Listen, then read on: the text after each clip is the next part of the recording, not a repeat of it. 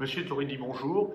Vous êtes donc le directeur de cette salle d'exposition, de cette galerie, le Boulevard Saint-Germain à Paris, mais directeur d'un centre d'exposition où les œuvres se mélangent, qu'elles viennent d'Europe, qu'elles viennent du Moyen-Orient, et c'est vous, évidemment, qui choisissez ce mélange-là.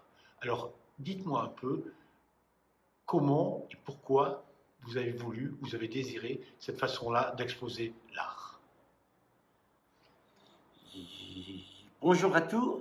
En fait, j'ai vécu à Paris pendant 30 ans. J'ai visité pas mal de galeries, plein de galeries d'art dans n'importe quel endroit de Paris.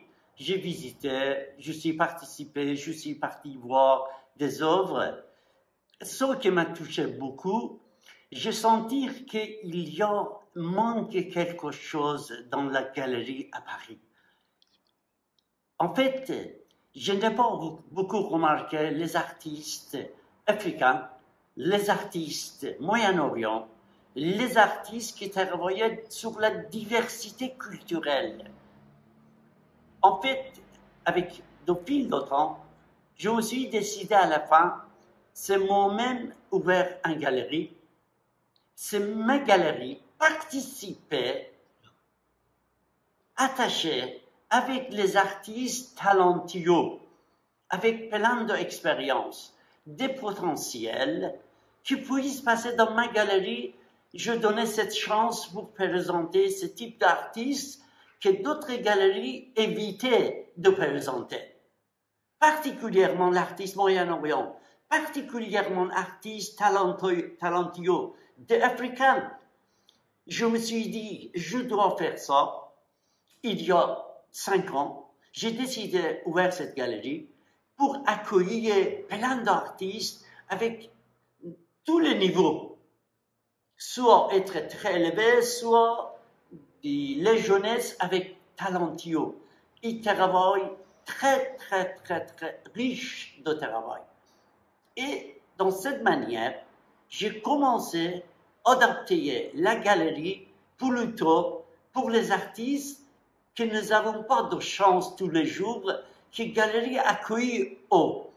Chaque fois, je les connais, chaque artiste présent dans une galerie, ou la galerie demande un facteur, une condition que pauvres artistes ne pouvaient pas participer.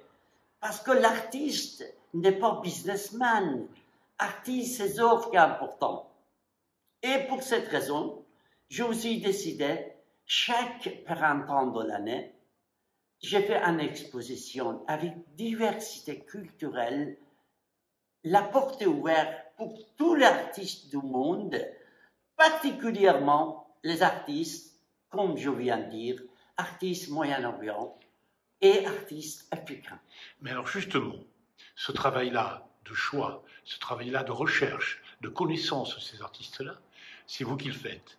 Alors comment faites-vous, comment les trouvez-vous, puisqu'on ne les voit pas beaucoup ailleurs? Et en fait, heureusement, j'ai une directrice de communication, et cette directrice de communication, il a des liens avec beaucoup d'artistes qu'ils n'ont pas. Ils ne peuvent pas, à un endroit, trouver, présenter ses œuvres. Dès que nous avons communiqué, en regardant sur les réseaux sociaux, je vois plein d'artistes. J'ai cliqué, je regardais, je communique avec ces artistes. Si vous êtes prêts, si vous êtes absolument admirés, présentez vos œuvres, notre galerie sera ouverte pour accueillir. On est là pour vous. Cependant, dans cette invitation, il y avait environ 25 artistes qui passionnaient pour les participations dans cette galerie, mais après de la sélection de ma part, choisi des styles différents, diversité culturelle complètement différente, c'est un mix de l'art de peinture, photographie et sculpture, qui puisse, à la fin, nous avons arrivé sur les 13 pays, c'est-à-dire, dans cette exposition, il y a 13 nations différentes, du Moyen-Orient et Europe.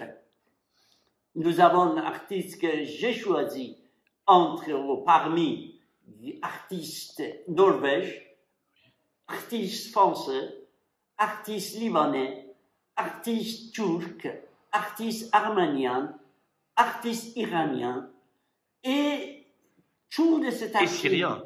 Syriens, évidemment, syriens, et je peux indiquer encore, et aussi Palestine. On est présenté parce que les œuvres, je trouvais magnifiques, mais il y avait certains tableaux que je ne peux pas présenter. Je laissais pour les prochaines expos. Mais actuellement, dans cette expo, 19 artistes avec 13 nationalités. C'est-à-dire 13 nations, en fait. C'est mieux, c'est nations. Alors, parmi ces tableaux, je vais vous demander de m'en montrer 1, 2 ou 3 maximum et de m'expliquer pourquoi vous avez choisi celui-là pour l'exposer dans votre galerie. Allons directement vers le tableau. Vous les choisissez, c'est vous qui m'expliquez. En fait, mon objectif n'était pas que je choisis forcément, justement, un style particulier, entre guillemets, par exemple, impressionniste, ou photographie réaliste. Je me suis décidé, j'ai fait diversité culturelle. Chaque nation présentait attachement culturel de leur pays. Alors, montrez-nous-en 2. Si vous imaginez... Le palestinien, par exemple. Par exemple, palestinien. La Palestinienne, c'était la dernière personne qui a choisi cette œuvre. C'est celui-là. Et je trouvais moderne, c'est très intéressant, c'est très touchant. C'est un tableau magnifique, moderne et contemporain. Il correspond avec vision et regard de l'artiste, sans imaginer qu'il est nation de quel pays. Mais je trouvais magnifique, je trouvais très moderne, je trouvais très, très, très, très beau. Je choisis ça. Mais en revanche, on regardait à côté de cette chose, on voit un tableau qui est complètement différent dans d'autres mondes, complètement différent. Cet artiste... Expliquez-moi alors celui-là, justement. C'est un grand maître, avec 2 titres de maître, renommé mondial. Il est connu, il a fait exposition à travers les États-Unis jusqu'en Chine, Sydney d'Australie, tous les pays, presque 150 expositions individuelles, particulièrement. Sa côté, on voit art digital. C'est une artiste française. Il a fait art digital sur les images orientales. Et j'aimerais bien, pour les 4 tableaux que je vous présente, et les tableaux de Claude Moulard, c'est un photographe, grand photographe, avec grand talent. Il travaille sur la sujet nature qu'il trouve. Je trouvais ce tableau, c'est magnifique, ces photos extraordinaires. On a choisi 3 tableaux de Claude Moulard dans notre exposition que vous avez vu aussi. Ce tableau magnifique de Mérite. C'est une artiste norvège, excellent travail, magnifique figurative dans l'impressionnisme. Et dans la sorte, on voit de l'école romantique aussi. C'est très intéressant. C'est un grand artiste, l'année 1900, c'est-à-dire un siècle avant. Il s'appelle Hans, c'est un artiste danois, Danemark. c'est-à-dire diversité que vous voyez. Je voulais absolument diversité, romantisme, moderne, impressionniste.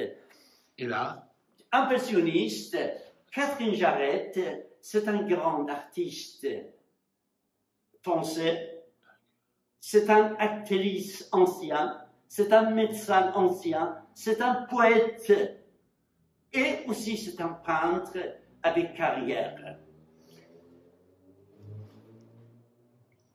Ici, il y a un tableau particulier. Si vous regardez, il y a des velours qui collagent. C'est une image d'artistes Arabie Saoudite avec leur vision. J'ai choisi ce tableau parce que ce tableau pour l'artiste, c'est très personnel. Il voulait présenter. Alors, nous allons voir dans cette exposition, on voit artistes Arabie Saoudite avec la vision qu'il avait, avec le velours qu'il aimait.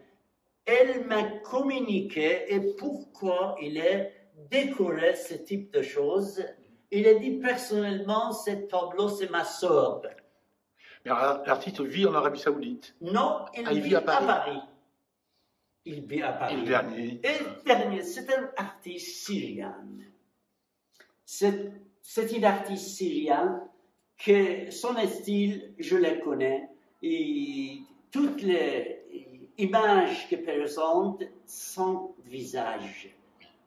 Son visage, cet artiste peintre syrien, il imagine que symbole de toutes les femmes du monde. On ne peut pas dire frontière ni nation, sans frontière. Il communique avec tout, il pourrait être américain, il pourrait être chinois, il pourrait être Moyen-Orient, il pourrait être européen.